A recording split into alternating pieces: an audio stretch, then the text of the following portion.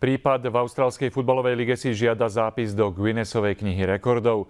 Hráč Perthu Ruben Zadkovič strávil na trávniku iba 17 sekúnd, no jeho skrate už hovorí celý futbalový svet. Tréner Perthu Kenny Lau sa rozhodol v 61. minúte vystriedať Rustina Griffitha a na trávnik poslal spomínaného nešťastníka Rubena Zadkoviča. Bývalý hráč anglických tímov Queens Park Rangers a Notts County zaujal miesto v strede poľa a počkal si na svoju najbližšiu korisť. Stredopoliara Wellingtonu Vincea Leea poslal na zem ako zmyslov zbavený a to bolo všetko, čo za svoj 17-sekundový pobyt na ihrisku stihol. Hlavný rozhodca neváhal a vytiahol červenú kartu.